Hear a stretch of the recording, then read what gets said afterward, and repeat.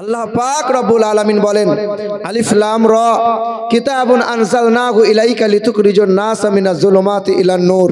ওগো নবী, আমি আপনাকে একটি কিতাব দিয়েছি, এই কিতাবের আলো দিয়ে যারা অধঃপতিত হয়ে গেছে, গোমরা হয়ে গেছে, পথভ্রষ্ট হয়ে গেছে, তাদেরকে তুলে নিয়ে এসে আপনি পাক ও পবিত্র করে তুলুন। আমার নবী হলেন বিশ্বের জগৎ গুরু, তিনি হলেন বিশ্বের মহান নেতা, তিনি হলেন মানব জাতির কল্যাণকর্তা, তিনি মক্কার মতি, মদিনার জ্যোতি, দুই কুলের সাথী, উম্মতের কান্ডারি, আমার আপনার নবী জনাবে মুহাম্মদুর রাসূলুল্লাহ সাল্লাল্লাহু তাআলা আলাইহি ওয়াসাল্লাম। আমার বাবারা, ভাইরা আমার, গোটা বিশ্বের মাটিতে আমার আল্লাহ যত যা কিছু সৃষ্টি করেছেন সব কিছু মানুষের জন্য বানিয়েছেন, ঠিক না ভুল বলেন? আচ্ছা, পৃথিবীতে এমন একটা হাসপাতাল দেখাতে পারবেন যে হাসপাতালটা শুধুমাত্র ভেড়ার জন্য বানিয়েছেন? পৃথিবীতে এমন একটা কলেজ, এমন একটা ভার্সিটি দেখাতে পারবেন যে কলেজটা শুধু গরু ছাগলের জন্য বানানো হয়েছে? পৃথিবীতে এমন একটা আই কেয়ার সেন্টার, চোখ অপারেশন করার হাসপাতাল দেখাতে পারবেন যেটা শুধু পশু পক্ষীর জন্য বানানো হয়েছে? পৃথিবীর জমিনে স্কুল, কলেজ, ভার্সিটি, বিদ্যালয় যত যা কিছু আছে সব কিছু মানুষের জন্য বানানো হয়েছে, গরু ছাগলের জন্য বানানো হয়েছে? গরু ছাগল যেখানে চাইবে সেখানে যেতে পারে, গরু ছাগল যেমন করে চাইবে, যে খাবার চাইবে সেই খাবারটাই খেতে পারে, গরু ছাগল যা ইচ্ছা তাই সেই খাবার খেতে পারে, কারণ গরু ছাগলের হিসেব নেওয়া হবে না। বান্দা, তুমি যেটা ইচ্ছা সেটাই খেতে পারবে না, কারণ তোমার হিসেব নেওয়া লাগবে, তোমার জন্য জান্নাত আছে, জাহান্নাম আছে। গরু ছাগল যেখানে চাইবে সেখানে বসতে পারে, মানুষ সব জায়গায় বসতে পারবে না। গরু ছাগল যেখানে চাইবে সেখানে শুতে পারবে, মানুষ সব জায়গায় শুতে পারবে না, কারণ মানুষের হিসেব নেওয়া হবে। মানুষের জন্য জান্নাত জাহান্নাম আছে, গরু ছাগলের জন্য আছে? আছে? আচ্ছা, বলতে পারেন আপনাদের এলাকায় কোনো গরু ছাগল যখন খাবার খায় বিসমিল্লাহ বলে খাবার খায়? মাঝে মধ্যে খাবার খেতে খেতে আলহামদুলিল্লাহ, সুবহানাল্লাহ বলে? আমরা বলি খাবার খাওয়ার সময়, আমরা বলি, সবাই বলি সবাই কিন্তু মুসলমান, সবাই কিন্তু বলি না। বাবাজিরা, ভাইরা আমার, সোনার টুকরো বন্ধুরা, সবাই নিজেকে মুসলমান বলে দাবি করি। কেন? আধার কার্ডে মুসলমান, প্যান কার্ডে মুসলমান, দাদু ছিল মুসলমান, জমির দলিলে মুসলমান, রেকর্ড পর্চাতে মুসলমান, নামাজ পড়বো না, পেশাব করে পানি সালানো না, সুদের কারবার বন্ধ কিন্তু করবো না, কিন্তু আমি মুসলমান। যদি ওকে কেউ বেঈমান বলে দেয় তো এক থাপ্পড় দিয়ে বলে, শালা আমাকে বেঈমান বললি? দেখেননি কিছু মানুষ চায়ের দোকানে বসে চা খায়, বিড়িতে টান মারে, নামাজ না পড়তে পারি, ঈমান আছে বলে, কি বলে না? এক নম্বরে পাকা চোর গো, নামাজ না পড়তে পারে কিন্তু ঈমান আছে। কুকুর বিড়ালের ঈমান আছে। কুকুরকে আপনি মাংস খাবেন, হাড়গুলো ছুঁড়ে ছুঁড়ে দেবেন, কুকুর তাতেই সন্তুষ্ট হয়। মনিব এলে পরে ন্যাজনারা দেয়, মালিকের বন্ধু এলে পরে তাকে দেখে সম্মান জানায়। এ বাবা, কুকুরকে মেরে মেরে আপনি তাড়িয়ে দেবেন, আবার দেখবেন ঘুরে ঘুরে আপনার দরজার সম্মুখে বসে যাবে। তুমি কেমন আল্লাহর বান্দা? তুমি নিজেকে ইমানদার বলে দাবি করো, ঘুরে গিয়ে খোদার কাছে একবার চাইতে পারলে না, মালিকের ইবাদত করতে পারো না, নামাজ নাই, কুল নাই, কলমা নাই, দাম্পত্য জীবনের মধুর মিলনের পরে কেমন ফরজ গোসল করতে হয় ও মুসলমানের ছানা তা জানা নাই, কিন্তু ওর ঈমান আছে। কথা বুঝতে পারছেন? এ বাবাজিরা, ভাইরা আমার সোনার টুকরো বন্ধুরা, আমার সুধী মানুষেরা, পৃথিবীর জমিনে আমার আল্লাহ পাক রব্বুল আলামিন যত যা কিছু বানিয়েছেন, আসমান জমিনের মধ্যবর্তী জায়গায় সব কিছু আল্লাহ পাক তার বান্দাদের জন্য বানিয়েছেন। আচ্ছা, আপনাদেরকে প্রশ্ন করি, দরুদ শরীফটা সবাই পড়তে পারে কি পারে না? দরুদ শরীফ সবার জন্য বটে কি না? কথা বলেন, হ্যাঁ কি না বলেন? না। দরুদ শরীফ কি শুধু মৌলবীরা পড়বে না সবাই পড়বে? সবাই পড়বে না, সবার জন্য দরুদ তো নয়। কে বলেছিল সবার জন্য দরুদ? সবাই দরুদ পড়তে পারে না। আল্লাহ পাক বলেন, ইয়া আইয়ুহাল্লাযীনা আমানু, কোরআন শরীফে কোন জায়গায় বলা নাই ইয়া আইয়ুহান নাস, বিশাল করে আমার আল্লাহ পাক রব্বুল আলামিন জানিয়ে দেন, ইয়া আইয়ুহাল্লাযীনা আমানু সাল্লু আলাইহি ওয়া সাল্লিমু তাসলিমা।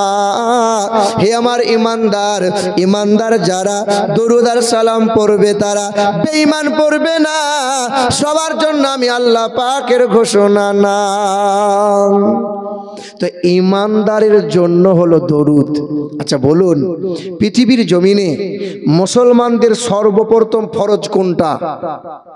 একজন মানুষ বলেন, জীবনে অনেক ওয়াজ শোনা হয়ে গেছে, বলেন তো একটা মুসলমানের জন্য সর্বপ্রথম ফরজ কোনটা? কোনটা বলেন? সর্বপ্রথম কি কি বলে, জানা আছে আপনাদের? আপনি তো ইমানদার, আপনি মুসলমান, এবার আপনার সর্বপ্রথমে ফরজ কোনটা? একটা মুসলমানের সর্বপ্রথম জ্ঞান অর্জন করা হলো ফরজ। আপনার জ্ঞান যদি না থাকে কোরআন ও হাদিসের, তো যেখানে সেখানে আপনি অ্যাক্সিডেন্ট করবেন। একটা হুজুর বক্তব্য দিয়ে চলে গেল, আপনি বক্তব্য শুনে ঝাঁপিয়ে তার আমল করতে লেগে গেলেন। আসলে বক্তব্যটা সঠিক না বক্তব্যটা ভুল সেটা যাচাই করলেন না, আপনার জ্ঞানও নাই সেটা বিচার করার। অর্থাৎ আমি আপনাকে বলতে চাইছি, নিজের জ্ঞান দিয়ে বিচার করবেন, ভাববেন, সেটা যদি ভেবেও না বুঝতে পারেন ওলামাদেরকে জিজ্ঞাসা করবেন, তারপরে আপনি আমল করবেন, ঝাঁপিয়ে পড়বেন না। বাবাজিরা, ভাইরা আমার, তবে সবার প্রথমে বলি, আমাদের এই মানবতার সবার জাতি ধর্ম দলমত নির্বিশেষে সকলেই আসতে পারে। আজকের বর্তমান সময়ে হিন্দু মুসলমান একটা বিভেদ লেগে গেছে। কিছুদিন আগে ভারত পাকিস্তান খেলা হচ্ছিল, আর আরএসএস পন্থীরা মুসলমানগুলোকে দেখছিল আর ব্যঙ্গ করছিল, পাকিস্তানি এই পাকিস্তানি এরকম করে ব্যঙ্গ করছিল। আমি বলেছিলাম কলকাতা রানী রাসমণি রোডে, যে শুনে রেখে দাও, এই দেশের মাটিতে আমরা মুসলমানরা যে অবদান, যে রক্ত, যে জীবন দিয়েছি, কোন জাতি এইরকম দিতে পারে নাই। আগে এই বিভেদ, এই বিচ্ছেদ ছিল না, আগে দল মত জাতিভেদ ছিল না। একসাথে হিন্দু মুসলমান স্কুল কলেজ গিয়েছি, এক থালায় খাবার খেয়েছি, একই সাথে মন্দিরে ঘন্টায় দিকে মসজিদে আজান হয়েছে, কারো কোনোদিন অসুবিধা হয় নাই। আর চায়ের দোকানে বসে বসে বলছে মুসলমানদের রং হলো সবুজ রং আর হিন্দুদের রং হলো লাল রং। জিজ্ঞাসা করলাম, বাবু, লাল রং যদি হিন্দুদের হয় আর সবুজ রংটাই যদি মুসলমানদের হয়, তাহলে তরমুজটাকে কি বলবি, হিন্দু না মুসলমান? ওর ভেতরটা লাল তো ওপরটা সবুজ, বলবি কি বল? জাত পাতের বিচার করে এক দল, এক শ্রেণী। বাবাজিরা, ভাইরা আমার, সোনার টুকরো বন্ধুরা আমার, সুধী মানুষেরা, ইমামে আজম আবু হানিফা রহমতুল্লাহ আলাই নাম শুনেছেন আপনারা? ইমামে আজম, যিনি নোমান বিন সাবিত, যার আসল নাম। তো ইমামে আজম আবু হানিফা এত বড় আল্লাহ পাকের ওলি ছিলেন, যিনি এক ঈশার অজুতে 40টা বছর ফজরের নামাজ আদায় করেছেন। সুবহানাল্লাহ। তিনি এত বড় আল্লাহ পাকের বুজুর্গ বান্দা ছিলেন, যিনি এক টানা 30টা বছর নফল, সুন্নত, ফরজ রোজা রেখে রেখে দিন কাটিয়েছিলেন। সুবহানাল্লাহ। বছরে 5টা দিন রোজা রাখা নিষেধ। কয়টা দিন? ঈদের দিন, বকরা ঈদের দিন, তারপরের 3 দিন, এই 5 দিন রোজা রাখা নিষেধ। তো ইমামে আজম আবু হানিফা রহমতুল্লাহ আলাই সারাটা বছর রোজা রেখে রেখে একটানা 30টা বছর কাটিয়েছিলেন। আল্লাহ পাকের ওলি ছিলেন। তো তিনি যখন নামাজে মশগুল হতেন রাতের বেলায়, পাশের বাড়ি একটা হিন্দুর ছেলে সারাদিন কাজ করত, দিয়ে সন্ধ্যাবেলায় বড় বড় বোতল নিয়ে আসতো, বোতল মদ খেত, দিয়ে মদ খেয়ে চিৎকার করতো, শোরগোল করতো। আল্লাহ পাকের ওলির বড় ডিস্টার্ব হতো, নামাজ আদায় করতেন, চিৎকার শোরগোল, বারবার বোঝাই, ছেলে বোঝে না, ও মুসলিম হিন্দু। তা পাড়া প্রতিবেশীর অভিযোগের কারণে প্রশাসন তাকে বন্দি করে দিল জেলে। তো আল্লাহ পাকের ওলি চিন্তা করছেন, সেই হিন্দু ভাইয়ের তো আর চিৎকার চিল্লা চিল্লি শোনা যায় না। আল্লাহ পাকের ওলি ইশরাকের নামাজটা পড়ে সকালবেলায় পা পা করে ওই হিন্দুর বাড়িতে গেলেন। আচ্ছা, মাইকম্যান হিন্দু না মুসলমান? কথা বলেন। হিন্দু দেখেছেন, হিন্দুর মাইক মুসলমান জলসা করছে, এর নাম সম্প্রীতি, এর নাম ভালোবাসা, এর নাম ভারতবর্ষ। বাবাজিরা ভাইরা আমার, তো ইমামে আজম আবু হানিফা রহমতুল্লাহ আলাই সকালবেলায় ইশরাকের নামাজ পড়ে হিন্দুর বাড়িতে গেলেন। বাড়িতে কেউ আছো? তো বাড়ি থেকে একজন মহিলা বার হইব, কে? বলে আমি একজন মুসলিম। ও আপনি তো আল্লাহ পাকের ফকির বান্দা, আপনি তো আমাদেরই প্রতিবেশী। বলে তোমার ঘরে একটা মাতাল ছিল, সে কোথায়? বলে সে আর নাই, দুদিন আগে তাকে জেলে বন্দি করে দিয়েছে। তো আল্লাহ পাকের ওলি চলে গেলেন সেই জেলখানায়, মানে বাদশার দরবারে। বাদশার দরবারে আরজি করলেন যে আমার মাতালকে ছেড়ে দিতে হবে, সে আমার প্রতিবেশী। কারণ কোরআন পাকে 19 বার বলা হয়েছে তোমরা পাড়া প্রতিবেশীর হক আদায় করো। আমরা পাড়া প্রতিবেশীর হক আদায় করি, হক আদায় করি। নিজের বাপকে খেতে দেয় না, আমরা পাড়া প্রতিবেশীর হক আদায় করবে। হে বাবাজিরা ভাইরা আমার, সোনার টুকরো বন্ধুরা আমার, সুধী মানুষেরা, তো ইমামে আজম আবু হানিফা রহমতুল্লাহ আলাইহির আগমনের কারণে বাদশাহ ওই মাতালকে আজাদ করে দিলেন। তো মাতাল মনে মনে চিন্তা করে, আমার তো জাত ভাই অনেক ছিল, কেউ তো আমার উপকার করলো না। একজন মুসলমান আল্লাহ পাকের ওলি বান্দা, সে আমার সাহায্য উপকার করলো। এই মাতালটা বাড়ি গেল, পাক ও পবিত্র হলো। পাক ও পবিত্র হওয়ার পরে এই মাতালটা আল্লাহ পাকের ওলির দরবারে গেলেন। কালেমা লা ইলাহা ইল্লাল্লাহু মুহাম্মাদুর রাসূলুল্লাহ কালেমা পড়ে ঈমান নিয়ে এলেন। ইতিহাসে বলা আছে, কিতাবের মধ্যে লেখা আছে, এই মাতালটা মুসলমান হয়েছে বটে, 12 পড়া কোরআন শরীফের হাফেজ হয়েছিলেন। তো ইসলাম এইভাবে প্রচার, তলোয়ারের জোরে নয়, ক্ষমতা ভয় দেখিয়ে নয়, সম্প্রীতি, ভালোবাসা, মানবতা দিয়ে মানুষের মন জয় করা হয়েছে। বাবাজিরা ভাইরা আমার, আমার সোনার টুকরো বন্ধুরা, এই ভারতের জমিনে এখনো ইন্ডিয়া গেটে মোটা করে লেখা আছে 92,000 স্বাধীনতা সংগ্রামীদের নাম। হিন্দু বলো, খ্রিস্টান বলো, সবাই রক্ত দিয়েছে। তো 92,000-এর ভিতরে 62,000 এই দেশের জন্য রক্ত আর জীবন দিয়েছে যারা, সব দাড়িওয়ালা টুপিওয়ালা মুসলমান ছিল তারা। সুবহানাল্লাহ, সুবহানাল্লাহ। বাবাজিরা ভাইরা আমার, আপনাদের এলাকায় তো হিন্দুর সংখ্যাটা কম, অন্যান্য জায়গায় আমার ওয়াজ নসিহতে তো অর্ধ হিন্দু তো অর্ধ মুসলিম দাঁড়িয়ে থাকে। বাবাজিরা, সোনার টুকরো বন্ধুরা, আল্লাহর কসম, এই গুনাহগারের হাতে হাত দিয়ে 9 জন ব্যক্তি কালেমা পড়ে মুসলমান হয়ে গেছে। এটা মহান আল্লাহ পাকের দয়া, আল্লাহ পাকের করুণা। আমার শিক্ষিত মুসলমান সুধী মানুষেরা, গোটা বিশ্বের জমিনে আল্লাহ পাক যত নিয়ামত দিয়েছেন কাদের জন্য? কাদের জন্য? না, সব মানুষের জন্য নয়, আল্লাহ পাক দিয়েছেন তার বান্দাদের জন্য। কার বান্দাদের জন্য? আচ্ছা, আমরা কার বান্দা? সবাই বলেন আমরা কার বান্দা? আল্লাহর বান্দা। সবাই দাবি করি আমরা। শ্বশুরের 3 বৌমা। কয় বৌমা? সকালবেলায় চায়ের দোকানে চা খায় আর বলে বৌমা আমার একটাই। কি বলে? বৌমা আমার একটাই। ছোট বৌমা, খুব আদরের বৌমা। সকাল হয়, আব্বা চা বিস্কুট দেবো, দে মা দে। একটু ঘি দিয়ে মুড়ি দেবো, দে মা। মুড়ি খাওয়া হয়ে গেছে, আব্বা তোমার বিড়ি তো ধরিয়ে দিই। তা শ্বশুর বলছে সর্বনাশ, কোথায় ছেলি মা, দে বিড়ি ধরিয়ে দে। বিড়িতে টান মারছে, দোয়া করছে, আরে দীর্ঘজীবী হ মা। সাংঘাতিক। এখানকার লোকরা তো বিড়ি টিড়ি খায় না। খায় কেন? না, খাবেন খাবেন। ছি ছি ছি ছি। এ বাবাজিরা ভাইরা আমার, তো 10টার সময় টিফিন করিয়ে দিয়েছি, 12টা বেজেছে, আব্বা গোসলটা করে নেন, পানি তুলে দিয়েছি। লুঙ্গিটা আপনি ধোবেন না, আমি আপনার বৌমা আমি ধোবো। শ্বশুরের লুঙ্গি ধুয়েছে, গামছা ধুয়ে দিয়েছে, জামা কাপড় ধুয়ে দিয়েছে। তা শ্বশুর বারবার গর্ব করে বলে বৌমা আমার একটা। আসলে বৌমা কটা? হ্যাঁ, গর্ব করে বলে কজনাকে? একটাই আমার বৌমা। আচ্ছা বলেন, শ্বশুরের সামনে যদি কখনো কোনো দিন এই বৌমা মারা যায়, তো শ্বশুরটা বৌমা বলে কাঁদবে না নিজের বেটি বলে কাঁদবে? নিজের বেটি বলে কাঁদবে। নিজের মেয়ে এত করে না, আমার এই বৌমা যত করে। কিন্তু 3টে বৌমাই বলে আমরা 3 বৌমা। কি বলে বলো? কিন্তু বারবার শ্বশুর একটা বৌমায়ের সুনাম করে বলে, আর 2টো বৌমা বেলুনের মতো মেগুর মুগুর ফুলো হয়। একদম ঠোঁট ফুলিয়ে, শ্বশুর আমাদেরকে দেখতে পারে না, তো দেখবে কি করে? তুই দেখিস শ্বশুরকে?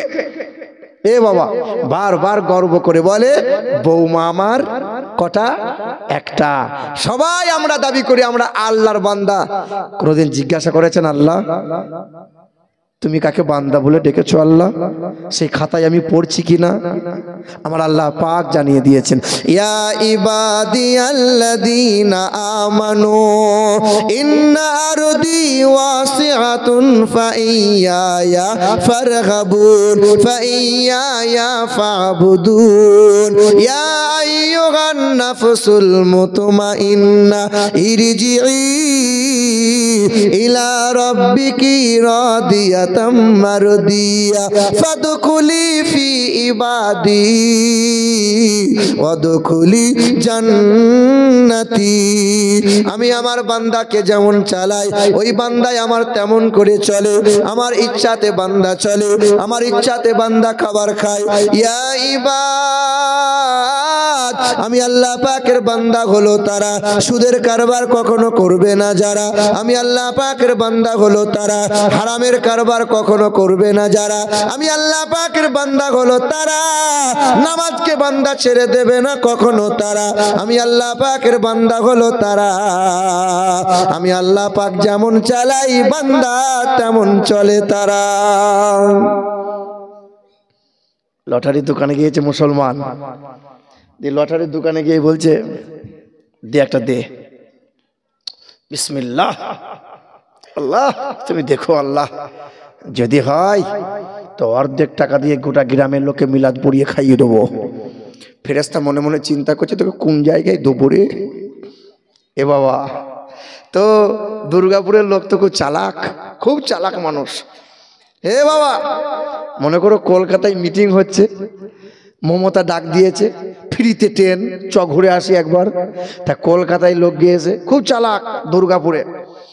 তো দুর্গাপুরে একটা লোক কলকাতায় গিয়ে সব বড় বড় বাড়ি দেখে অবাক, 20 তলা 30 তলা 40 তলা বাড়ি। তা বলছে কলকাতায় এসি যখন বাড়ি গুনে যাব, কতলা বাড়ি? 1 তলা 2 তলা 3 তলা 6 তলা 10 তলা 20 তলা, এরকম করে বারবার গুনচার ভুল হয়ে যাচ্ছে, বারবার গুনচার ভুল হচ্ছে। এটা বিহারি চিন্তা করছে বাঙালি বারবার তালা গুনছে, একে ধরবো। এই কতলা গুনলি না? কেন কেন জানিস না কলকাতায় তলা গুনলে 1 তলা পিছনে 10 টাকা করে লাগে, যতলা গুনবি তলা পিছু 10 টাকা লাগবে। এই মনে মনে চিন্তা করছে আমি গুনেছি কিন্তু 20 তলা, 20 তলা গুনেছি, তাহলে কলকাতার লোককে বোকা বানাবো। তো কলকাতার লোককে বোকা বানিয়ে বলছে আমি গুনেছি 10 তলা আর গুনেছি কতলা? 20 তলা। তাহলে দে 100 টাকা দে। 100 টাকা দিয়ে দুর্গাপুরে মোড়ের মাথায় চায়ের দোকানে বসে পায়ের ওপরে পা তুলেছে। কলকাতার লোককে ঠকিয়ে দিয়ে এলাম, টুপি পরিয়ে দিয়ে এলাম। বলছি কি করে টুপি বলি রে? কলকাতার লোক এত বোকা, আমি গুনেছিলাম 20 তলা কিন্তু দিয়েছি 10 তলার দাম। আচ্ছা বলেন কলকাতায় তলা গুনতে গেলে টাকা লাগে? টাকা লাগে? দুর্গাপুরের লোক তো এ বাবাজিরা ভাইরা আমার, তো ওই মিটিংয়ে মনে করো 4 জনা গেছে, মমতার সবাই ধর্মতলায়। তা বলছে জীবনে তো কলকাতা আসেনি, চিড়িয়াখানা ভিক্টোরিয়া ঘেঁটে চেটেলো বলে আচ্ছা করে কলকাতা ঘেঁটেছে। ঘেঁটে ঘেঁটে পকেট খালি, পেটে খিদে লেগে গেছে, আর সন্ধ্যাবেলায় ঝড় আর বৃষ্টি। এই দেখেন যারা মনে মনে ভাবছে না জীবনে একবার বছরে একবার জলসা তলায় যাব আর জলসা শুনবো আর লটারি কাটবো, সুদের কারবার করব, নামাজের ধার ধারবো না, আর জলসা শুনে ফুরুত করে জান্নাতুল ফিরদাউস চলে যাব, তাদের জন্য শুনে রেখে দেন। তো 4 জনা মিলে কলকাতায় হাফ হাফ করছে যাবো কোথায়। এটা তো দুর্গাপুর নয় যে খালা বলবো আর বাড়ির দরজা খুলে দেবে, রাতে বেলা ঠাঁই দেবে একটু। কলকাতা বটে, কেউ জায়গা দেয় না, চাষা না জায়গা নাই, দরজা কেউ খোলে না।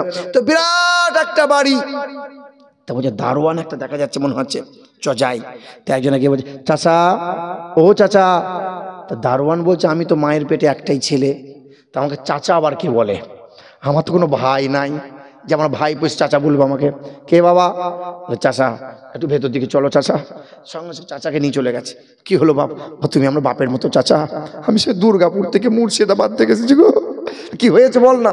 মহা বিপদে পড়ে গেছে চাচা, বৃষ্টিতে ভিজে গেছি, পকেটে পয়সা নাই, পেটে খাবার নাই, চাচা রাতটা একটু থাকার ব্যবস্থা হবে? এত বড় বাড়ি। বলে বাবা একটা রুম খালি নাই। বাপ তুই তো মুর্শিদাবাদের, আমারও বহরমপুরে বাড়ি, তুই আমার চাচা বললি, আমার জান জুড়িয়ে গেল, তা তোর জন্য রুমের একটা ব্যবস্থা কর। ওই যে 60 তলা ওই চিলেকোটা একটা রুম ফাঁকা আছে বাপ, যদি পারিস তো চিলেকোটায় উঠে ওই রুমে থাকগা। 4 বন্ধু মিলে চিন্তা করছে, লিফট নাই, হেঁটে হেঁটে 60 তলা যাব, পেটে খাবার নাই, উঠবো কি করে, বেহুশ হয়ে পড়ে যাব। তবে উঠতে তো হবে, ঠান্ডার সময় কি করব, শরীর ভিজে গেছে। তবে এক কাজ কর, গরম গরম গল্প বল, গল্প নেশাতে জোশে জোশে পার হয়ে যাবে। তাই একজনের গল্প ধরেছে, শালা এখনকার নেতারা খুব চোর, ধাপ্পাবাদ, সব মেরে মুছে রেখে এনেছে। গরম গরম নেতাদের গল্প 20 তলা চলে গেছে। আর একটা বন্ধু গল্প গরম গরম করে দিচ্ছে, 40 তলা চলে গেছে। ছোট সাইজের যে বন্ধুটা ছিল সে বারবার বলছে, একটা গল্প বলি, এই ছোট, পিছনে বলবি, শেষে বলবি, একে সুযোগ কিন্তু দেয় না। এরকম গল্প শুনতে শুনতে 60 তলা হাজির হয়ে গেছে, হু হু করে দক্ষিণ দিক দিয়ে হাওয়া দিচ্ছে।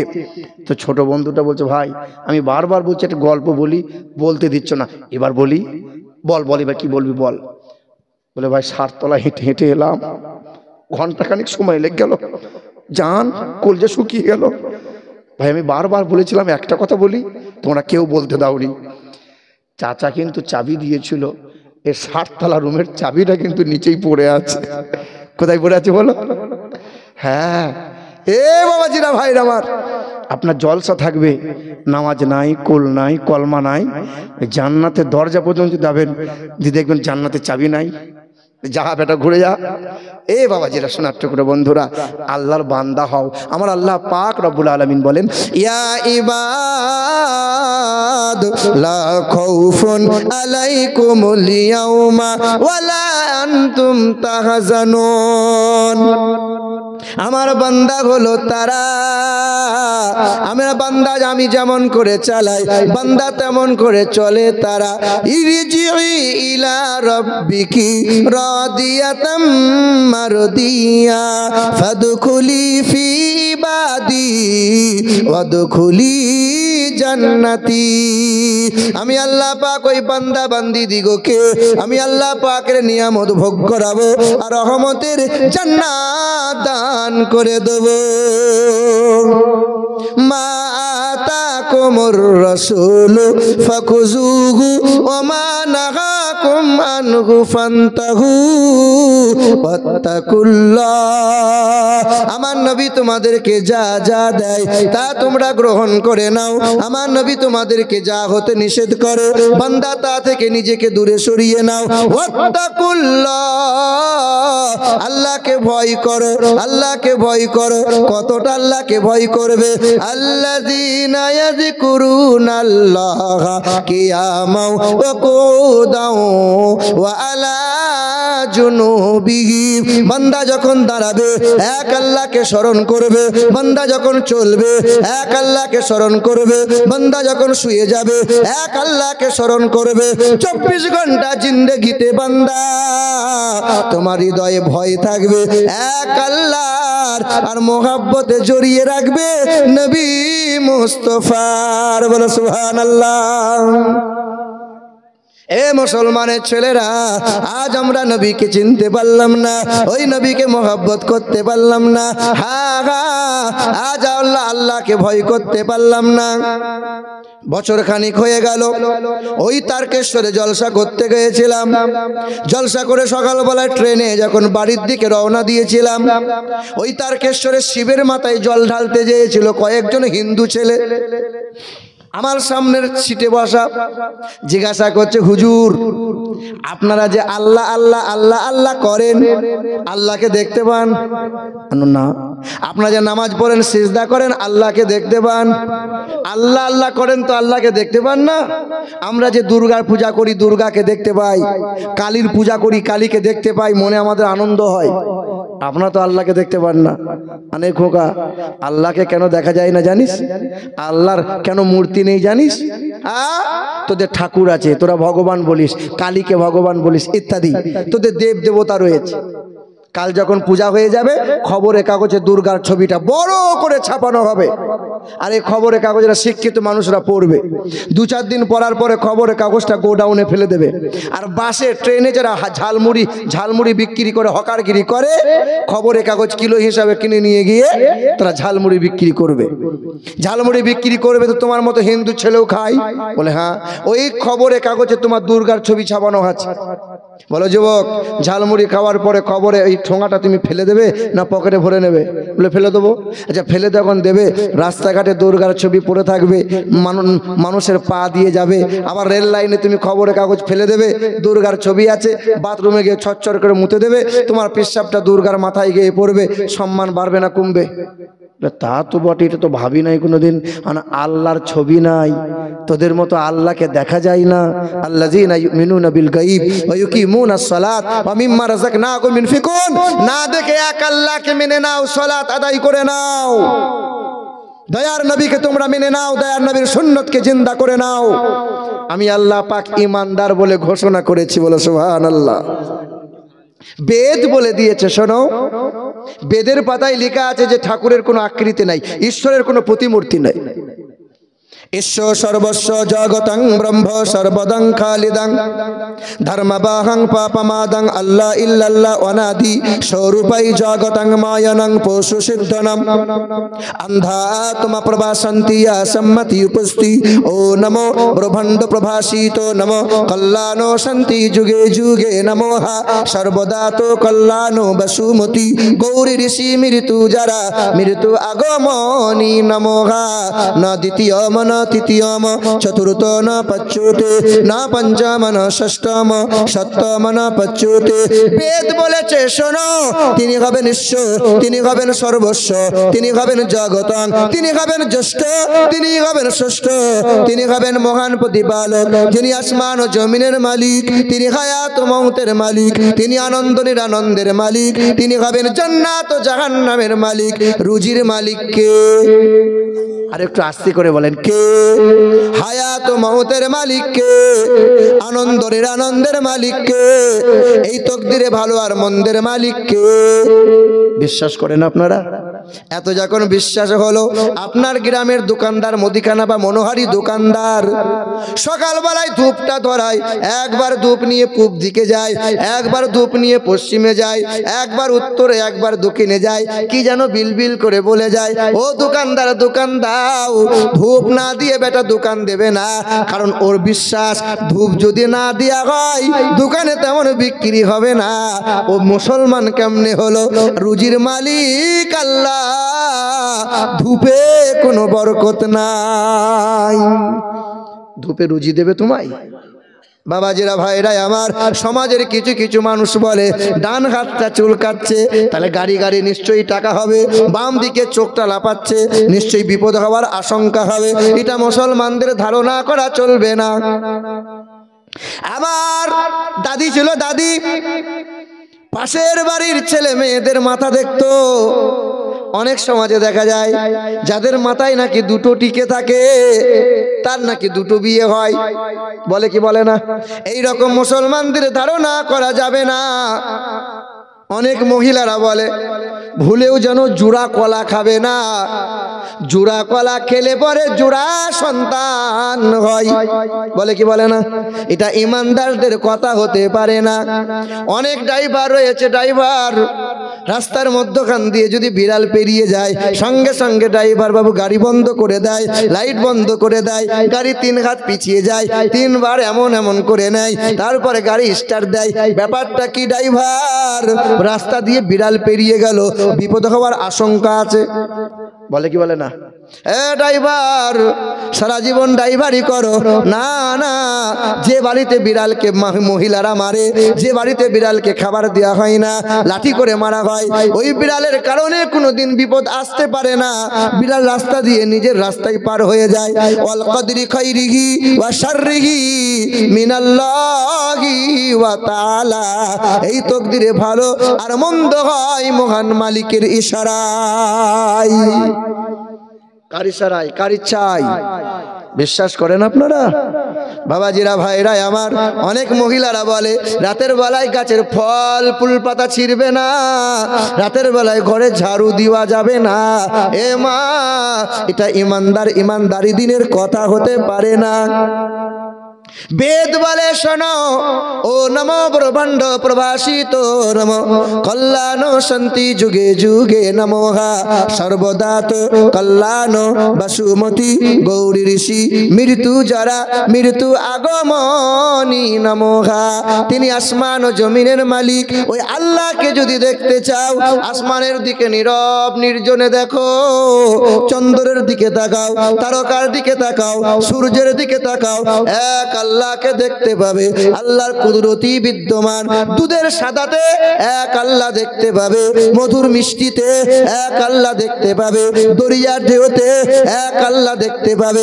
যেদিকেই তাকাবে দেখতে পাবে আল্লাহু আল্লাহ। কে দিল রে লতার গাছে এত বড় কদু, আর কার ইশারাই মৌমাছিরা মৌচাকে দেয় মধু। শিমুল গাছে কে দিল রে নরম নরম তুলা, আর কার আদেশে চৈত্র মাসে জমিন মাঝে ধুলা। ঝিনুক মাঝে কে দিল রে মুক্তামণির হার, আর আখের ভিতর কে দিল রে রস যে চমৎকার। বলো সুবহানাল্লাহ। আচ্ছা মানুষ বলো দেখি, রাত্রি কেন কালো, আর সূর্যমণি কোথা হতে পেল এমন আলো? দুধ কেন এমন সাদা? আল্লাহ বান্দাকে জিজ্ঞাসা করছে, জবাব দাও, কি করে হলো? দুধ কেন এমন সাদা, মরিচ কেন ঝাল, আর আমগুলো সব পাকলে পরে হয় কেমনে লাল। বলো সুবহানাল্লাহ। আমরা সবাই বাস করি ভাই এ দুনিয়ারি রঙ্গে, আর হাতের লেখা মুখের চেহারা মেলে না কারো সঙ্গে। মেলে কারো সঙ্গে মিলবে না। সন্ধ্যা বেলায় আকাশ ঘিরে তারার আবির্ভাব, আর মিষ্ট জলে পূর্ণ কেন গাছের কচি ডাব।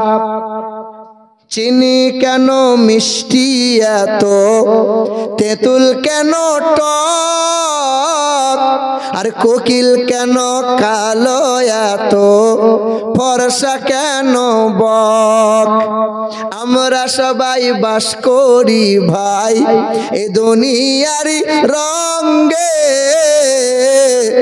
হাতের লেখা মুখের চেহারা মেলে না কারো সঙ্গে, আর মেলে না কণ্ঠ গলার। দেখেন একজনের কণ্ঠ এক রকমের, আর মেলে না কণ্ঠ গলার।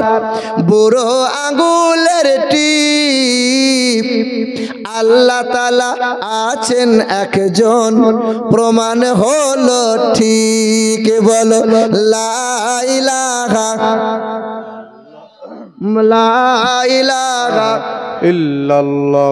বলো লা ইলাহা ইল্লাল্লাহ মুহাম্মাদুর রাসূলুল্লাহ। আল্লাহুম্মা সাল্লি আলা সাইয়্যিদিনা মাওলানা মুহাম্মদ ওয়া আলা আলি সাইয়্যিদিনা মাওলানা মুহাম্মদ। বাবাজিরা ভাইরা আমার, আমি ওই হিন্দু যুবকগুলোকে বললাম, খোকা তোমাদের বেদের পাতায় লেখা আছে আন্ধা তোমা প্রবাসান্তিয়া সম্মতি উপস্থি, অন্ধকারে তাহারাই প্রবেশ করে যারা মূর্তির পূজা করে।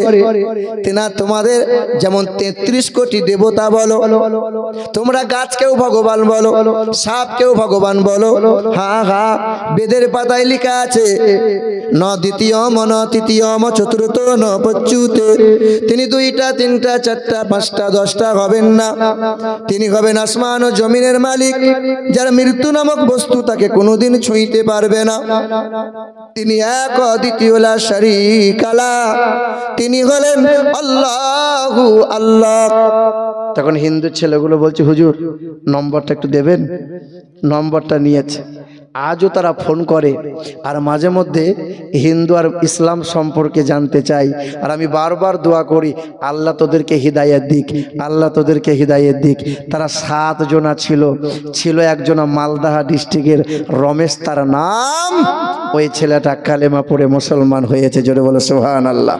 বেশি দিনকার কথা নাই, 1 বছর 1.5 বছর হলো। বাবাজিরা ভাইরা আমার, ওই নবীকে চিনতে হবে, ওই নবীকে জানতে হবে। হ্যাঁ হ্যাঁ, এ মুসলমান সোনার টুকরো বন্ধুরা, ভারতের জমিনে বিখ্যাত একটা বামুনের কথা বলে দিয়ে যায়, যে বামুনটা অক্সফোর্ড বিশ্ববিদ্যালয় থেকে 12টা ভাষায় MA করেছিলেন। উত্তর ভারতের মথুরার বৃন্দাবনে বিখ্যাত একটা মন্দির আছে, যে মন্দিরটা দেবাসীর মন্দির। 300 বিঘা জমির মধ্যখানে দাঁড় করানো বিরাট মন্দির। উত্তর ভারতের মথুরার বৃন্দাবনে ওই মন্দিরটা দাঁড় করানো আছে।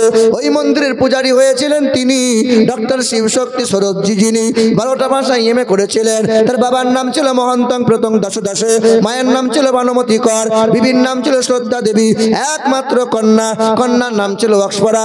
হ্যাঁ হ্যাঁ, ডক্টর শিবশক্তি সরোজজি ওই মন্দিরে দাঁড়িয়ে দাঁড়িয়ে পূজা অর্চনা করে, বস্তা বস্তা ফল হয়, লাখ লাখ টাকা রোজগার হয়। দেশ বিদেশে শত লাখ লাখ তার শিষ্য ভক্ত হয়ে গিয়েছিল। শুধু ভারতের জমিনে নয়, ইংল্যান্ড বলেন, জাপান, আমেরিকা বলেন। হ্যাঁ, একদিন আমেরিকার দেশ থেকে ফিরে আসার সময় ওই দিল্লির বিমানবন্দরে বসেছিলেন। হঠাৎ করে বিমান একটা থমকে গেল। বিমানের সিঁড়ি ধরে নেমে নেমে কিছু মানুষ আসতেছিল। তাদের শরীরে সাদা পোশাক ছিল, মাথায় টুপি ছিল, এক হাতে পানির জার ছিল, অপর হাতে কাঁথা কম্বলের ব্যাগ ছিল। হ্যাঁ, ডক্টর শিবশক্তি সরোজজি সামনে গিয়েছিল। ও বাবা, তোমরা কারা? কারা? বলে আমরা হাজী সাহেব মক্কা মদিনা থেকে হজ করে আসছি। তোমাদের হাতে কি? বলে পানি। পানি? তোমাদের পানি কেন মক্কা মদিনা থেকে বয়ে আনতে হয়? দেশে কি পানি নাই? বলে এই পানি সেই পানি নয়, এ পানি হলো আবে জমজমের পানি। জমজমের পানি পান করেছেন আপনারা? কে কে পান করেছেন হাত তোলেন। মাশাআল্লাহ। আচ্ছা, জমজমের পানি দাঁড়িয়ে না বসে পান করতে হয়? দাঁড়িয়ে পান করতে হয়। দাঁড়িয়ে? হ্যাঁ হ্যাঁ। কোনোদিন জিজ্ঞাসা করেছেন হুজুর আপনি যে দলের হন, কোনোদিন জিজ্ঞাসা করেছেন হাফেজ সাহেব, মৌলভী সাহেব, যে হুজুর দাঁড়িয়ে কেন পান করব? সব পানি বসে পান করতে হয়, জমজমের পানি দাঁড়িয়ে কেন? হ্যাঁ, কেন? বলে ইব্রাহিম নবীকে আল্লাহ পাকের অর্ডার হয়ে গেল। ইব্রাহিম নবী আলাইহিস সালাম তিনি বিবি হাজেরাকে বনবাসে দিলেন। বিবি হাজেরাকে বনবাসে দিলেন, সাফা মারওয়ার মধ্যবর্তী জায়গায় রেখে ইব্রাহিম নবী চলে এলেন। কয়েকদিন চলে গেল, কাঁচা বাচ্চা নিয়ে মা হাজেরা পড়ে রইল। স্তনে দুগ্ধ ধীরে ধীরে শুকিয়ে গেল, খাবারও নাই, পানিও নাই। পুত্র ইসমাইল আলাইহিস সালাম শিশু বাচ্চা পানির পিপাসায় কাতরাচ্ছে, কাতলা মাছের মতো ছটফট করছে। মা হাজেরা থুপুস থাপুস করে ছুটে ছুটে একবার সাফার দিকে গিয়েছিলেন, আবার একবার মারওয়ার দিকে গিয়েছিলেন। 7 বার সাফা, 7 বার মারওয়া। আজও হাজিদেরকে ওই রকম করেই ছুটতে হয়। ছুটে এসে দেখে আমার পুত্র ইসমাইল নবীর পায়ের গোড়ালির আঘাতে জমিন থেকে একটা ফোয়ারা পার হয়েছে, যার নাম হলো জমজম। আজও বিশ্বের মুসলমান তোমরা যারা জমজমের পানি পান করবে, যারা ইসমাইল নবীর সম্মানার্থে দাঁড়িয়ে দাঁড়িয়ে পান করো। ইসমাইল নবীকে দেখেছেন কোনোদিন? সামনে হাজির হয়েছিল? দেখা প্রয়োজন হয় না কাউকে সম্মান যদি দিতে চান। আবার দেখেন, যে নবীকে সৃষ্টি না করলে আদম শফিউল্লাহ হতো না, মূসা নবী কালিমুল্লাহ হতো না, দাউদ নবী খলিফাতুল্লাহ হতো না, নূহ নবী নাজিউল্লাহ হতো না, ঈসা রুহুলুল্লাহ হতো না, ইসমাইল নবী জাবিউল্লাহ হতো না, ইব্রাহিম নবী খলিলুল্লাহ হতো না। আর আমার আপনার সৃষ্টির, নবীর সৃষ্টির কারণে তামাম নবী পয়গম্বরকে আল্লাহ সৃষ্টি করলেন। একদল বলে নবীর জন্য দাঁড়াবো না, জমজমের পানির জন্য সম্মানার্থে দাঁড়ালে আর নবীর জন্য দাঁড়াতে কষ্ট হয় তোমাদের বলো, তখন বেদাত হয়, তখন সেরেক হয়, তখন হারাম হয়, আর কত কি না হয়। এ বাবাজিরা, ভাইরা আমার, শোনার টুকরো বন্ধুরা, আপনার এলাকার কোনো একটা আলেম, কোনো একটা লামুজাবি, কোনো একজন বক্তা, কোনো একজন ব্যক্তি যদি আমাকে লিখিত আকারে বলে দেয় যে কিয়াম করা হারাম, কোরআন হাদিস দিয়ে প্রমাণ করে বলে দেয়, তা আমি আল্লাহর কসম করে শপথ করে বলছি আর কিয়াম করব না, তোমার মতোই আমি হয়ে যাব। না, মুসলমান বলতে পারবে না, পৃথিবীর কোন আলেম লিখিতভাবে কোরআন হাদিস দিয়ে বলতে পারবে না যেটা নাজায়েজ। মুখে মুখে পটপটানি করা সহজ, দাও লিখিত দাও, কারণ মুখের এখনই বলেছো, এখনই কথা বদলে নেবে তুমি। বাবাজিরা, ভাইরাই আমার, এ শোনার টুকরো বন্ধুরা আমার, সুধী মানুষেরা, রাগ করিয়েন না, কষ্ট নিয়েন না। ওই আপনার ডক্টর শিব শক্তি সরোজি বললেন এটা জমজমের পানি, এটা আবার কেমন পানি, দাও দাও আমাকে একটু দাও।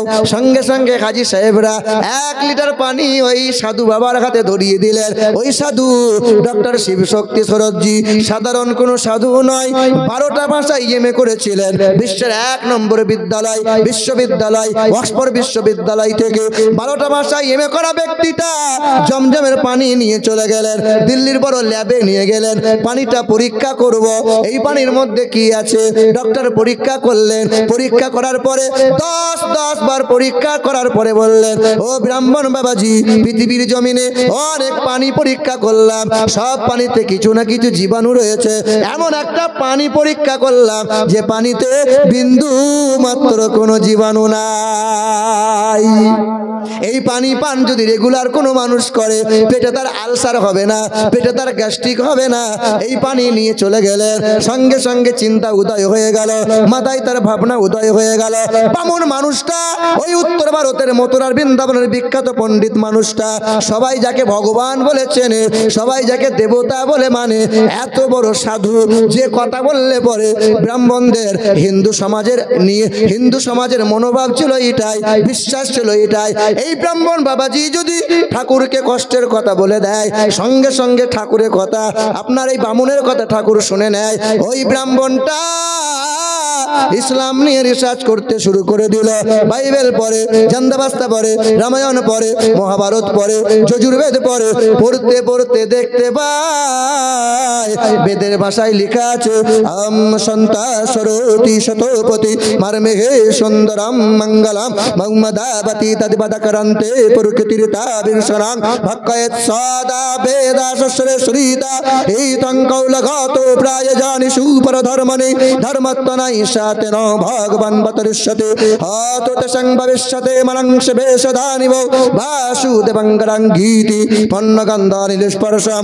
বেদের ভাষায় দেখতে পাই শুধু নবী নবী নবীর প্রশংসা করা হয়। হাগা তিনি হবেন জগৎগুরু, তিনি হবেন বিশ্বের মহান নেতা, তার নামের প্রথম অক্ষর হবে ম, শেষের অক্ষর হবে দ, তার নাম হবে মোহাম্মদ। তিনি হবেন সত্যপ্রিয়, যিনি জীবনে কখনো কোনো দিন মানব অথবা দানবের সাথে দুর্ব্যবহার করেননি, তিনি জীবনে কখনো কোনো দিন কোনো পশু পক্ষীর সাথে দুর্ব্যবহার করেননি, যিনি জীবনে কখনো কোনো দিন কোন বিনা কারণে গাছের ফল ফুল পাতা ছেড়েননি, তিনি আর কেউ নয়, তিনি নবী মুহাম্মদুর রাসূলুল্লাহ। তো সব জায়গায় নবীর প্রশংসা দেখতে পাই। আমরা বারবার নবী নবী করি, জানো, নবী ছাড়া কোনো রাস্তাই নাই। কারণ আল্লাহ সর্বদাই নবী নবী করে, तमाम ফেরেশতারা নবী নবী করে, হোর গেলে মান্ডা নবী নবী করে, জান্নাতের পাতাগুলো নবী নবী করে, জান্নাতের রমণীরা নবী নবী করে, জান্নাতের নবী পয়গম্বরেরা নবী নবী করে।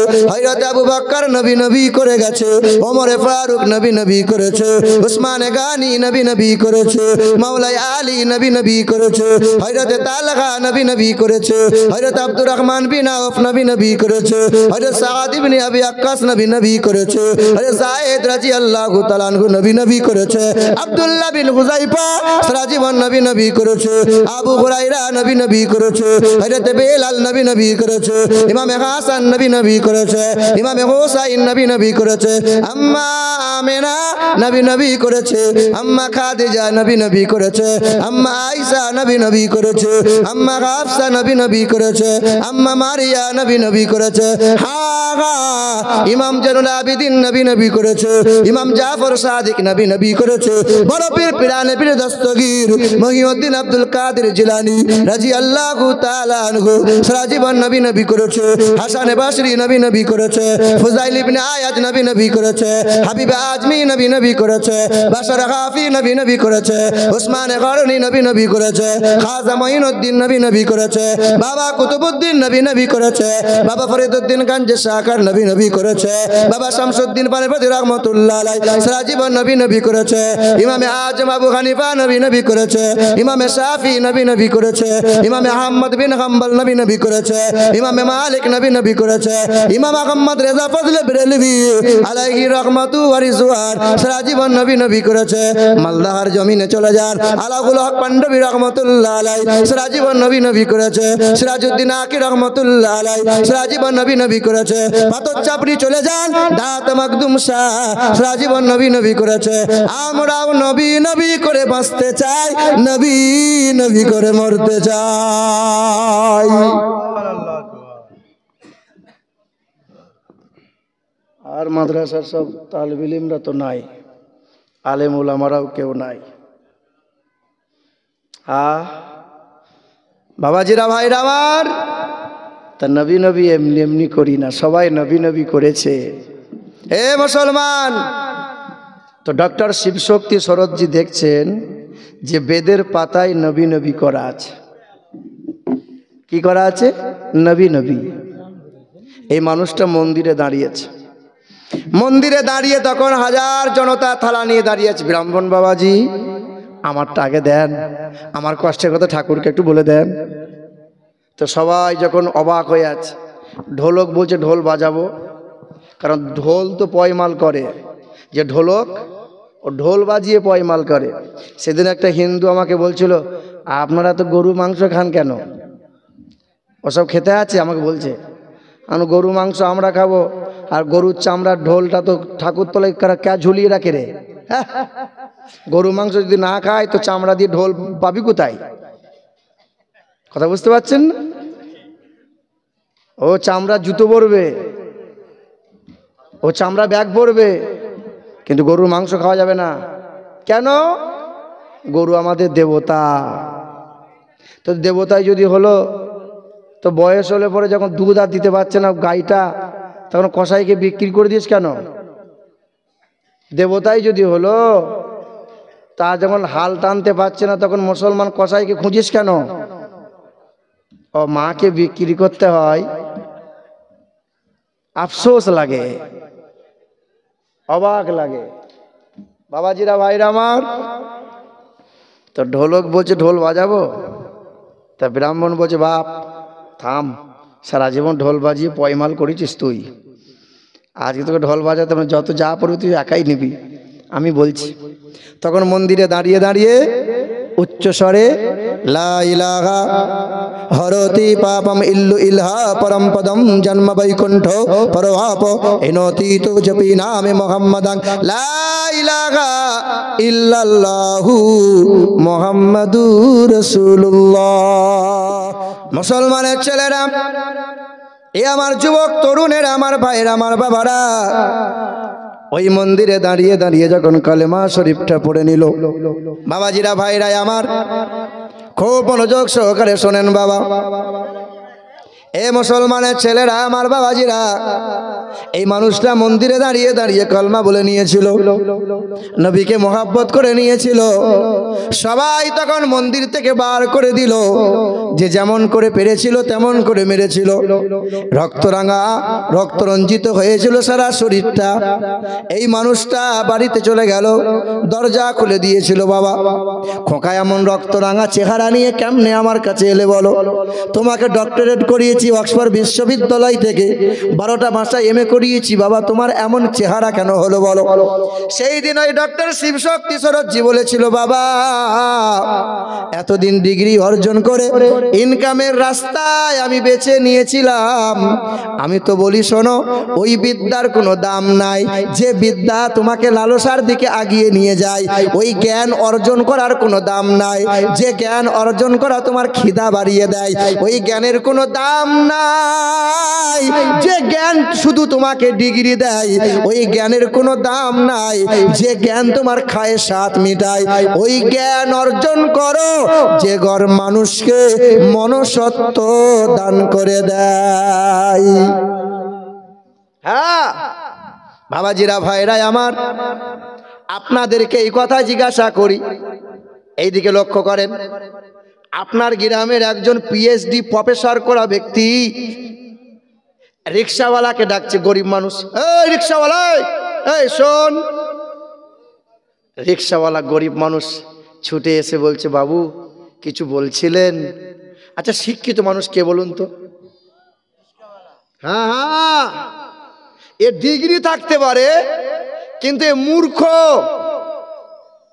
আপনারই গ্রামের কোনো একজন ব্যক্তি হাই স্কুলের মাস্টার, কি উকিল, কি ব্যারিস্টার, ও যখন বিয়ে করে, বিয়ে করার সময় 6 লাখ টাকা নগদ নিয়েছে, 8 ভরি সোনা নিয়েছে, আর খাট, আলমারি, গাড়িও নিয়েছে। আর আপনারই গ্রামের একজন গরিবের ঘরের ছেলে, সে যখন বিয়ে করেছে বিনা দাবিতে বিনা পয়সায় সোনার টুকরো একটা বৌমা ঘরে নিয়ে এসছে, বউ নিয়ে এসছে ঘরে, বিবি নিয়ে এসছে। আচ্ছা বলুন, শিক্ষিত মানুষ কোনটা? যে হাই স্কুলের মাস্টার হয়ে 6 লাখ টাকা শ্বশুরের গলায় বাঁশ দিয়ে টাকা নিল, ওকে শিক্ষিত মনে হয়? ওর মনুষ্যত্ব আছে, ওর বিবেক আছে। হে বাবাজিরা, ভাইরা আমার, ওর ডিগ্রি থাকতে পারে কিন্তু শিক্ষিত হতে পারে না। বাবাজিরা, ভাইরা আমার, এ মুসলমানের ছেলেরা, ওই ডক্টর শিবশক্তি সরোজজি বলেছিল, বাবা এতদিন মনুষ্যত্বহীন হয়েছিলাম, ডিগ্রি ছিল, শুধু খায়েশাত মিটিয়ে গিয়েছি। বাবা না না, আজ কালেমা পড়ে ঈমান এনে নিয়েছি। বাবা আমি ইসলামের ছায়াতলে ঠাঁই নিয়ে নিয়েছি। বাবা তুমিও কালমা পড়ে নাও। বাবা কালমা পড়েছিল, মা কালমা পড়ে নিল, গোটা পরিবারের লোক সবাই কালেমা পড়ে নিল। হা হা, এলাকার হিন্দু সমাজের মানুষেরা ওই ডক্টর শিবশক্তি সরোজজিকে বয়কট করে দিল, এলাকা থেকে দূরভূত করে দিল, এলাকা ত্যাগ করে দিল। আজ তার চেহারা দেখবেন, মাথায় টুপি আছে, গালে সুন্নতি দাড়ি রেখে দিয়েছে, সুন্নতি পোশাকটা পরে নিয়েছে। কাল বেঈমান ছিল, আজ নবীর আশিক হয়ে গেল। এ মুসলমান, আর একটা ইতিহাস আমি আপনাদেরকে শুনিয়ে দিয়ে যাই। যেই সময় ভারত পাকিস্তান বাংলাদেশ এক ছিল, সেই সময় একটা বেঈমান, তার নাম ছিল রাজপাল, আমার নবীকে কষ্ট দেওয়ার জন্য, আমার নবীকে অপমান করার জন্য একটা বই লিখে দিয়ে গিয়েছিল। ওই বইটার নাম হলো রঙ্গিলা রসুল। কি নাম? রঙ্গিলা রসুল। হ্যাঁ হ্যাঁ, রঙ্গিলা রসুলে ওই বইয়ের ভিতরে আমার নবীকে গালমন্দ করা হয়েছে, আমার নবীকে লম্পট বলা হয়েছে, আমার নবীকে চরিত্রহীন বলা হয়েছে। দেখেননি বাংলাদেশে একটা বিশ্বা মহিলা, হ্যাঁ ওই ময়মনসিংহের বাড়ি, যার নাম ছিল তসলিমা নাসরিন, আমার নবীর চরিত্র নিয়ে বই লিখেছিল, দ্বিখণ্ডিতা, আর কত কত সব। সালমান রুশদি বেঈমান, আল্লাহ পাকের গজব নেমে গেছে, সব ধুলিস্যাৎ হয়ে যাবে, সব শেষ। বাবাজিরা, ভাইরা আমার, ওই রাজপাল আমার নবীরকে অপমান করার জন্য একটা বই লিখে দিল, রঙ্গিলা রসুল। বাজারে প্রচার হয়ে গেল, বিক্রি হতে লাগলো। একজন বাজারে গরিব মানুষ কয়েকটা বই নিয়ে বিক্রি করে, রঙ্গিলা রসুল। কে নেবে রঙ্গিলা রসুল? একটা গরিব ঘরের ছেলে, ছেলেটার বয়স ছিল 19 বছর, ছেলেটার নাম ছিল ইলমুদ্দিন, কর্ম ছিল কাঠ মিস্ত্রি, কাঠ মিস্ত্রি। হা হা, ওই নওজোয়ান যুবক যুবকটা নবীজির বড় প্রেমিক ছিল, সকাল সন্ধ্যা নবীকে মোহাব্বত করে দরুদ পড়তো, 5 ওয়াক্ত নামাজ পড়তো, তাহাজ্জুদের নামাজটাও পড়তো। ইলমুদ্দিন 19 বছরের নওজওয়ান যুবক ছেলেটা বাজার গিয়েছিল, বাজারে দেখতে পাই রঙ্গিলা রসুল বলে একটা বই বিক্রি হয়, সঙ্গে সঙ্গে ছুটে গিয়ে বইটা আনন্দে কিনে নেয়। কি এমন লেখা আছে? রসুল বলে নাম লেখা আছে, নিশ্চয়ই ভালো কিছু হবে। বইটা কিনে নিল, বইটা কিনে নেওয়ার পর বাড়ি চলে গেল। রাত দিন যায়, বইটা পড়ে পড়ে দেখে তত চোখের পানি গড়িয়ে গড়িয়ে যায়, ঝরঝর করে কান্নায় ভেঙে পড়ে। ওই রঙ্গিলা রসুল বইটার ভিতরে আমার নবীকে গালমন্দ করা হয়েছে। ইলমুদ্দিন খাওয়া বন্ধ হয়ে গেল, পড়া বন্ধ হয়ে গেল। মা জিজ্ঞাসা করে, খোকা কি এমন হয়ে গেল? খাওয়া পড়া বন্ধ করে দিলে, কি এমন হয়ে গেল? তোমার চেহারা কেন শুকিয়ে গেল? সেই দিন ছেলে কান্না করেছিল আর বলেছিল, মা যে আমার ঈমান, যে আমার প্রাণ, ওই নবী মুস্তাফাকে কেউ যদি গালমন্দ করে দেয়, কখনো কোনোদিন মুসলমান ঈমানদার সহ্য করে নিতে পারবে না। মা তুমি আমাকে অনুমতি দাও, তুমি একটা মা, তুমি আমাকে পেটে ধরেছো, তারপরেও মা যাকে সবচেয়ে বেশি মোহাব্বত করতে হবে তিনি তো নবী মুহাম্মদ রাসূলুল্লাহ, তুমি আমাকে অনুমতি দাও মা, আমি যাব ওই বেঈমানকে পৃথিবী থেকে সরিয়ে দিয়ে আসবো। রঙ্গিলা রসুল বইটা নিল আর কোমরে কাপড়ের ভাঁজে একটা ভুজালি নিয়ে নিল। ভুজালি নিয়ে নেওয়ার পরে রঙ্গিলা রসুল যে বই লিখেছে তালাশ লাগিয়ে লাগিয়ে তার বাড়ির দরজার সম্মুখে হাজির হয়ে গেল। শত মানুষের সামনে রাজপাল বলে ডাক দেয়, রাজপালকে ছুটে গিয়ে সঙ্গে সঙ্গে ভুজালি দিয়ে হত্যা করে দিল। শত মানুষের সামনে হত্যা করে দিল। রাজপাল হত্যা হয়ে গেল। ইলমুদ্দিন হাত 2 খান তুলে দিল, গ্রেফতার হয়ে গেল। ইলমুদ্দিনকে জেলে বন্দি করে দিল। ইলমুদ্দিন জেলে বন্দি হয়ে গেল। রাজপাল হত্যা হয়ে গেছে, রাজপাল হত্যা হয়ে গেছে। কাঠগড়ায় দাঁড় করানো হয়, জজ কোর্টে তুলে দেওয়া হলো। আদালতে বিচার শুরু হয়ে গেল। জজ জিজ্ঞাসা করেছিল, ইলমুদ্দিন বলো বলো কি কারণে তুমি হত্যা করেছিলে, বলো তোমার কি সেন্স বলে কিছু ছিল? ইলমুদ্দিন হাসতে হাসতে বলেছিল, আমি স্ব-ইচ্ছায় স্বজ্ঞানে রাজপালকে হত্যা করেছি। আমি কোনোদিন তাদের দেব দেবতা নিয়ে গালমন্দ করি নাই, কোনোদিন কাউকে ভাষা খারাপ করি নাই। কে সাহস দিল আমার নবীকে অপমান করার? যে আমার নবীকে কষ্ট দেবে পৃথিবীর জমিনে রাখবো না। আমার আব্বাকে গালমন্দ করো, আমি সহ্য করে নেব। আমার মাকে গালমন্দ করো, আমি সহ্য করে নেব। কিন্তু নবী মুস্তাফার শানে কেউ যদি অপবাদ দিয়ে দেয়, আমি ইলমুদ্দিন বলি, শোনো, পৃথিবীর জমিনে বেঁচে থাকার তার কোনো অধিকার নাই। তখন জজ বলল, একে ফাঁসি দেওয়া হবে। ইলমুদ্দিনে ফাঁসি হবে। ফাঁসির মঞ্চে উঠানোর আগে জিজ্ঞাসা করা হচ্ছে, ফাঁসির মঞ্চে উঠানোর আগে জিজ্ঞাসা করা হচ্ছে, তোমার শেষ তামান্না কিছু আছে? বলে, আমার শেষ তামান্না ওই কোরআনটাকে নিয়ে আসো। যে কোরআনে 30টা পারা আছে, যে কোরআনে 540টা রুকু আছে, যে কোরআনে 114টা সূরা আছে, যে কোরআনে 6666টা কম বেশি আয়াত আছে, যে কোরআনে 86430টা বাক্য আছে, যে কোরআনে 3,23,671টা অক্ষর আছে, যে কোরআনে 39টা বিষয় নিয়ে বর্ণনা করা হয়েছে, যে কোরআনে 25টা নবীর গুণগান করা হয়েছে, যে কোরআনে 1200 বার যে নবী মুস্তাফার গুণগান করা হয়েছে, ওই কোরআনকে একবার নিয়ে এসো। কোরআনকে বুকে নিয়ে একবার চুমা দেবো। মা ছুটে এসেছিল কোরআন নিয়ে। মা বলেছিল, আমি তোকে পেটে ধরে, মা আমি ধন্য হয়েছি, আমি খোদার রাহে নবীর জন্য তোকে কুরবান করে দিলাম। যা বেটা, হাসরের ময়দানে তোর সাথে আমার দেখা হবে। সেই দিন মুসলমানের ছেলেরা ওই ইলমুদ্দিনকে কাঠগড়ায় দাঁড় করানো হলো, ফাঁসির মঞ্চে দাঁড় করিয়ে দেওয়া হলো। কালো কাপড়টা পরিয়ে দেওয়া হলো, গলার দড়িটা ঝুলিয়ে গলার দড়িটা লাগিয়ে দেওয়া হলো। জাল্লাদ গলার দড়ি টেনে দিল। ইলমুদ্দিনের চেহারা চলে গেল। কয়েক মিনিটের মধ্যে ইলমুদ্দিন ইন্তেকাল হয়ে গেল। ইলমুদ্দিনে গোসল করানো হলো, ইলমুদ্দিনে জানাজা পড়ানো হলো, ইলমুদ্দিনে খুশবু লাগিয়ে দেওয়া হলো, ইলমুদ্দিনকে কবরস্থ করে দেওয়া হলো।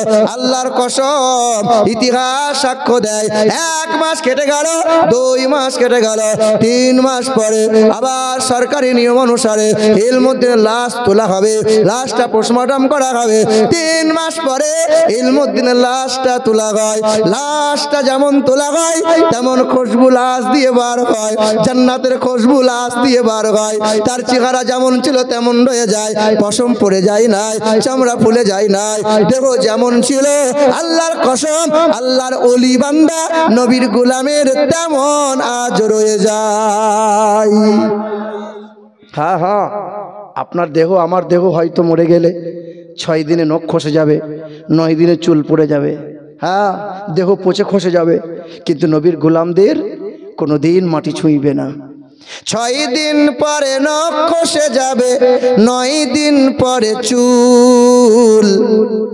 কবর গাঘের সামান নিতে কইরো না কেউ ভুল। কবর জায়গা ভালো নয়, কবর জায়গা ভালো নয়। আমল দিয়ে কবর গৃহ সাজিয়ে নিতে হয়।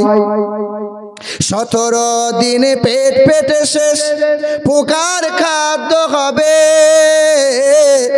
60 দিন পরে গোশত থাকবে না, কঙ্কাল পড়ে রবে। 17 দিনে পেট পেটে শেষ, পোকার খাদ্য হবে। 60 দিন পরে গোশত থাকবে না, কঙ্কাল পড়ে রবে।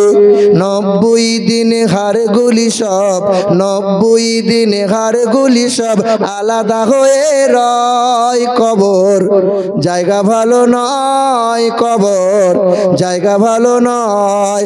আমল দিয়ে কবর গৃহ সাজিয়ে নিতে হয়। কবর জায়গা ভালো নয়, কবর জায়গা ভালো নয়। তবে শোনেন, 5 শ্রেণীর 5 ব্যক্তির দেহ কবরে কোনোদিন পচবে না, কোনোদিন মাটি ছুঁইবে না, কোনো পোকামাকড়ে তাকে খেতে পারবে না। 1 নবী পয়গম্বর যারা, তাদের দেহ ক্ষতি হবে না, তাদের দেহে পোকামাকড় ছুঁইবে না। আল্লাহ পাকের শহীদান যারা, 2 নম্বর 3 নম্বর হলো আল্লাহ পাকের খাস ওলি বান্দা যারা, আল্লাহর জন্য নিজেকে বিলিয়ে দিয়েছে যারা। 4 নম্বর হলো হাফেজে কোরআন যারা, যাদের সেনায় কোরআন, কোরআন নিয়ে কবরে যাবে যারা। 5 নম্বর হলো 12 বছর ধরে বিনা স্বার্থে ওই খোদার ঘর মসজিদে সেবা করবে, আজান দিয়ে মুসল্লিদের ডাকবে যারা। ওই মুয়াজ্জিনের দেহ কোনোদিন মাটি খাবে না, কোনোদিন মাটি ছুঁইবে না। আজকে তো বিনা স্বার্থে মসজিদ কটা লোক ঝাড় দেয়। ঝাড় দেবো মানে মৌলবি কেন রেখেছি? মৌলবি সাহেব মসজিদ ঝাড় দেয়, পেশাবখানা গন্ধ বেরোচ্ছে কেন? বলছে মৌলবীর বাপের মসজিদ। আর তুমি বলে আমি আবার কি, আমি মসজিদে টাকা গুনতে আসবো? ও শুধু টাকা গুনতে আসবে, মৌলবি ঝাড় দেবে। হ্যাঁ হ্যাঁ, এ মুসলমানের টুকরো শোনাচ্ছে তো বন্ধুরা, আমার সুধী মানুষেরা, বাবাজিরা, ভাইরা আমার, ওই নবীকে সবচেয়ে বেশি মোহাব্বত করো, ওই নবীকে সবচেয়ে বেশি ভালোবাসো যে নবীর ওপর কোরআনটা নাজিল হয়েছিল। নবীজির বয়স তখন 40টা বছর ছিল। এ মুসলমান, আল্লাহর নবী, দয়ার নবী, মায়ার নবী আমার এই কোরআনের বাণীটা মানুষের দুয়ারে দুয়ারে নিয়ে গিয়েছিলেন।